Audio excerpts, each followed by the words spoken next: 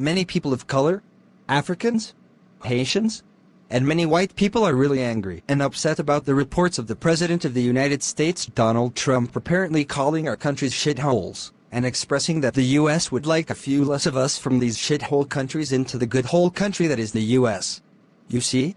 I just want to offer a different perspective from some of us that come from these apparent shithole countries, and find ourselves in the U.S. and other such first world countries, and would actually rather remain in our shitholes.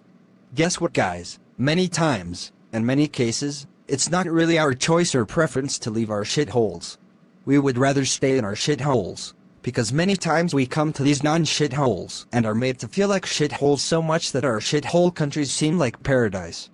But yet, we are forced to come out because of wars and conflicts, many of which are directly sponsored by your governments and multinationals.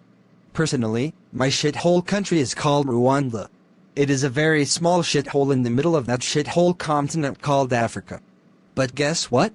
Over 20 years ago, war broke out. There was a coup, a genocide and civil war that claimed over 6 million lives in Rwanda and the shithole next to mine called the Congo.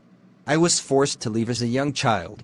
The government that has run my shithole country since then has been no better than the previous one and has carried on with a campaign of mass murder and terror, a real dictatorship. Now, what were people like me to do? Remain in my shithole country? And be terrorized or killed? Or escape for safety and find myself in Europe? I did the latter. And guess what? Subsequent US governments have continued to fund this dictatorship, resulting in it killing many more people, resulting in so many running away and finding themselves in places like the US. You may ask, why did you not go to your neighboring shithole countries?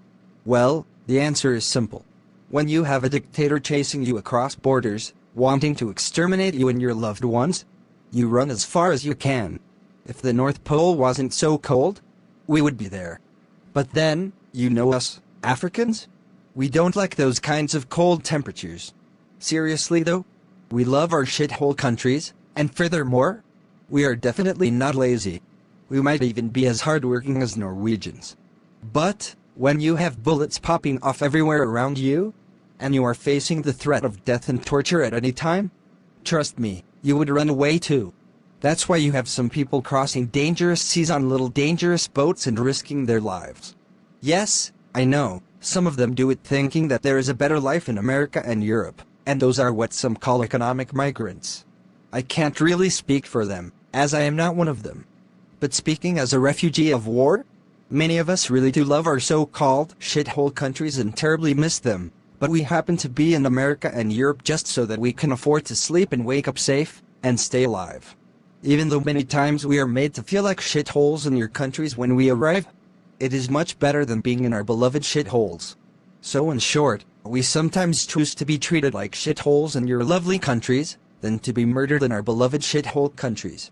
And look, for the record, we don't really think our countries are shitholes. We love them, and for many of us refugees, we would love to return sooner than later. As long as your governments stop propping up and enabling our dictators.